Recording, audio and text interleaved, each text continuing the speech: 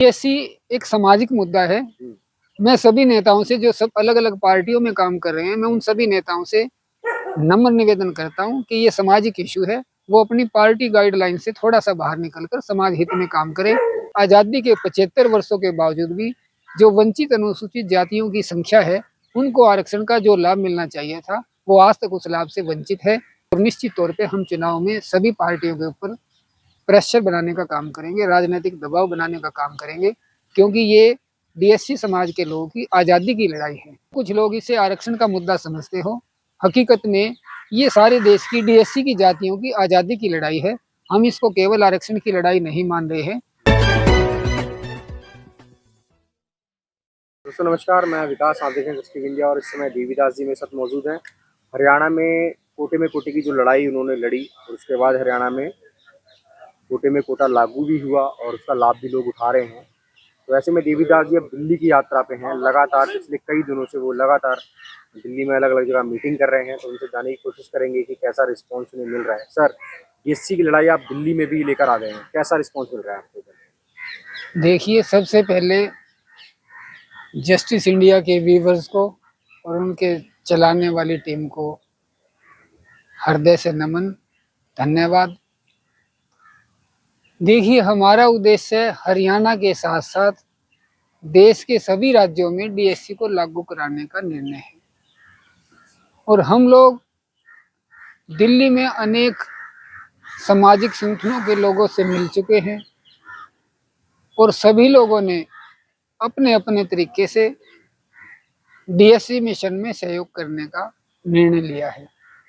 और हम बहुत जल्द दिल्ली विधानसभा के चुनाव से पहले दिल्ली के अंदर एक बहुत बड़ा सामाजिक आंदोलन खड़ा करेंगे और हम दिल्ली की सरकार से चाहते हैं कि वो डीएससी के फैसले को जो 1 अगस्त 2024 को माननीय सर्वोच्च न्यायालय के माध्यम से निकल कर आया था, उस फैसले को एग्जीक्यूट करे।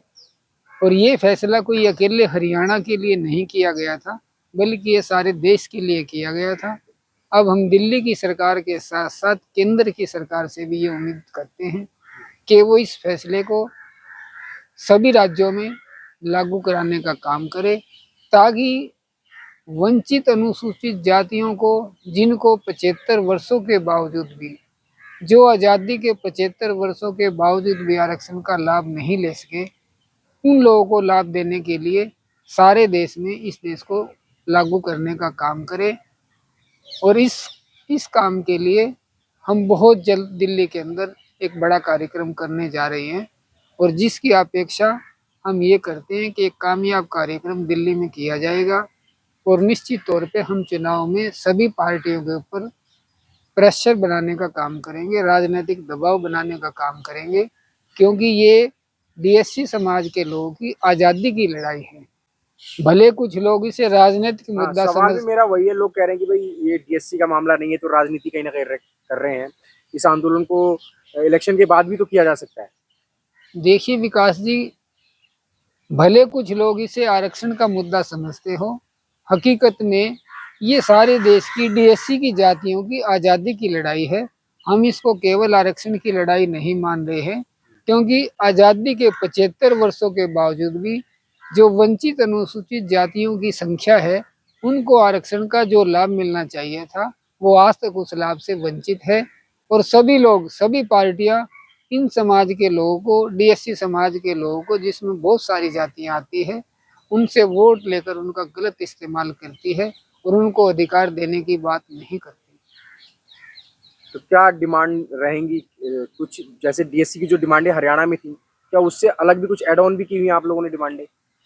देखिए, हम इस मामले में ये बात चाहते हैं कि जो हरियाणा के अंदर, हरियाणा की भारतीय जनता पार्टी की सरकार ने राज्य में वर्गीकरण करने का फैसला किया है, हम केंद्र की सरकार से भी चाहते हैं और केंद्र के साथ साथ राज्य में जो आज की सत्ता में रहती जो पार्टी है, उनसे भी ये चाहते हैं कि वो इसे दिल्ली स्टेट के साथ साथ केंद्र के उन विभागों को भी डिवाइड करने का काम करे, जैसे railway, food corporation of India, banking, LIC और यूनियन टेरिटरी के साथ साथ एचपी गैस एजेंसी जो पेट्रोल पंप और गैस एजेंसियों को आवंटन करने का काम करती है, उसमें भी इस डीएससी आरक्षण को लागू किया जाना चाहिए।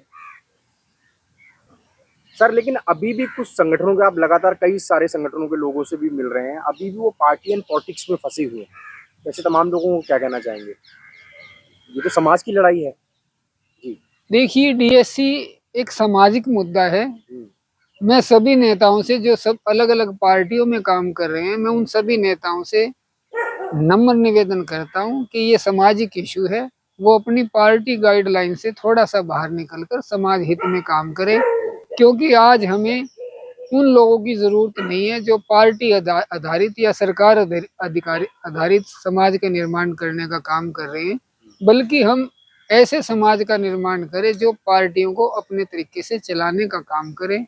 और आज सभी राजनीतिक दलों के, चाहे वो भारतीय जनता पार्टी के कार्यकर्ता हो, चाहे आम आदमी पार्टी के कार्यकर्ता हो, या कांग्रेस पार्टी के कार्यकर्ता हो, मैं कहता हूं सभी पार्टियों के डीएससी समाज के नेताओं ने डीएससी फैसले को लागू कराने के लिए इस सामाजिक आंदोलन में, हमारे इस यज्ञ में आहुति डालनी चाहिए।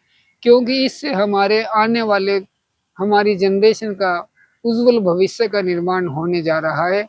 जिस आरक्षण को आज तक चंद मुट्ठी भर लोग इस आरक्षण का इस्तेमाल करते आ रहे हैं, जो माननीय सर्वोच्च न्यायालय के फैसले को सड़कों पर आकर विरोध करते हैं, आज उनके खिलाफ हमें अपनी आवाज को बुलंद करने का समय आ चुका है। और मैं उन सभी दलों से और सभी दलों के कार्यकर्ताओं से, पदाधिकारियों से यह अपेक्षा करता हूं कि वो इस मुद्दे पर डीएससी का हमारा साथ देंगे। भले वो पार्टी के अंदर कुछ भी कहते रहे, मगर मैं पूरी तरह से आशावंत हूं कि वो हमारे इस मामले में समाज का सहयोग अवश्य करेंगे।